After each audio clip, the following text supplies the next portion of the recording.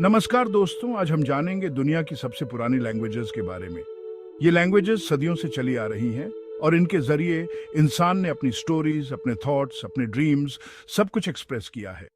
आज हम इन लैंग्वेजेस की यात्रा करेंगे, उनके हिस्ट्री को समझेंगे और जानेंगे कि कैसे ये लैंग्वेजेस आज भी इंपॉर्टेंट हैं। दोस्तों, हमारी यात्रा शुरू होती है मेसोपोटामिया से, जहां लगभग 3500 ईसा पूर्व सुमेरियन सभ्यता का उदय हुआ था।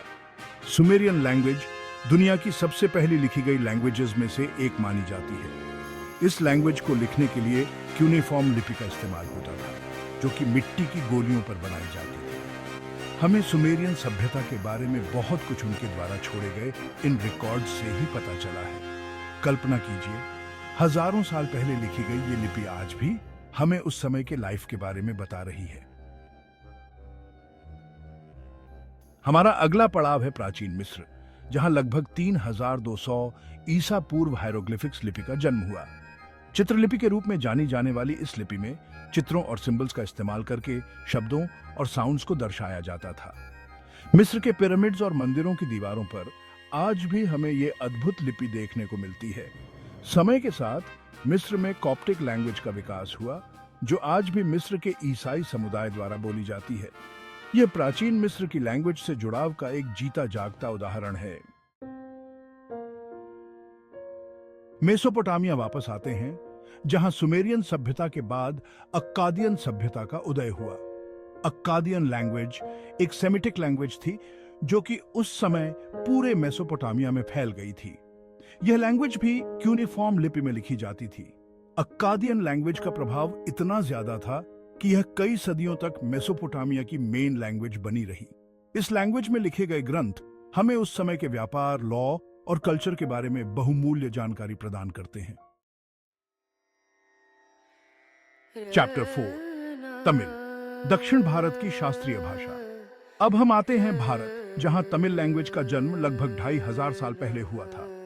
तमिल दुनिया की सबसे पुरानी जीवित लैंग्वेजेस में से एक है और आज भी दक्षिण भारत और श्रीलंका में लाखों लोगों द्वारा बोली जाती है। तमिल साहित्य, स्पेशली संगम साहित्य, अपनी रिचनेस और गहराई के लिए जाना जाता है। यह लैंग्वेज अपनी साइंटिफिक स्ट्रक्चर और समृद्ध ग्रामर के लिए भी फेमस है। चैप्टर 5, संस्कृत, वेदों की प्राचीन भाषा।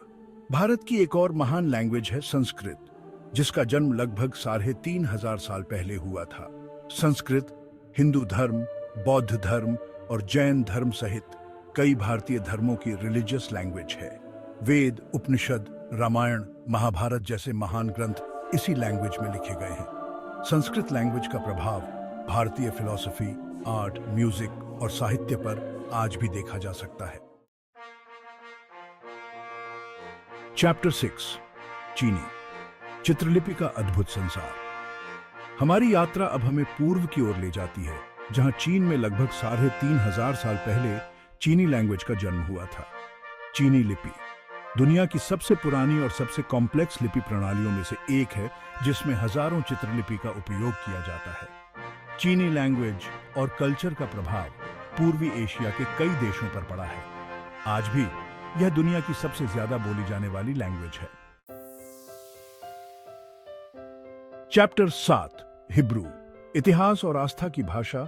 हमारी अगली मंजिल है प्राचीन इजराइल, जहां लगभग 3000 साल पहले हिब्रू लैंग्वेज का जन्म हुआ था। यह यहूदी धर्म की धार्मिक भाषा है और तनाख, हिब्रू बाइबल, इसी लैंग्वेज में लिखा गया था। हिब्रू लैंग्वेज का इस्तेमाल सदियों तक पूजा पाठ और धार्मिक ग्रंथों को लिखने के लिए किया जाता रहा। आधुनिक हिब्रू लैंग्वेज, जो आज इजराइल में बोली जाती है, इसी प्राचीन लैंग्वेज का पुनर्जन्म है। चैप्टर 8, ग्रीक दर्शन और कला का उद्गम। अब हम आते हैं यूरोप, जहां लगभग 3000 साल पहले ग्रीक लैंग्वेज का जन्म हुआ था।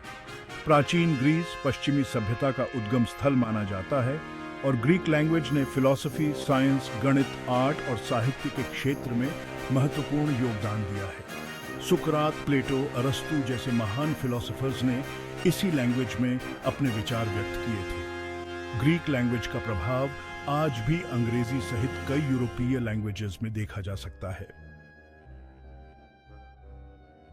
चैप्टर 9, अरामाइक साम्राज्यों की भाषा हमारी यात्रा का आखिरी पड़ाव है, प्राचीन निकट पूर्व, जहां लगभग 3000 साल पहले अरामाइक लैंग्वेज का जन्म हुआ था। यह लैंग्वेज असीरियन, बेबीलोनियन और फारसी साम्राज्यों की ऑफिशियल लैंग्वेज बन गई थी। बाइबल के कुछ हिस्से भी अरामाइक लैंग्वेज में लिखे गए हैं। यह लैंग्वेज आज भी कुछ कम्युनिटीज द्वारा बोली जाती है, जो हिस्ट्री के पन्नों से जीवंत संबंध का प्रमाण है। उतरो अतीत से सीख, वर्तमान का ज्ञान। तो दोस्तों, ये थीं दुनिया की सबसे पुरानी लैंग्वेजेस। इन लैंग्वेजेस ने हिस्ट्री, कल्चर और नॉलेज को पीढ़ी दर पीढ़ी पहुंचाने का काम किया है। अगर आपको यह जानकारी पसंद आई हो तो लाइक और सब्सक्राइब करना न भूलें। धन्यवाद।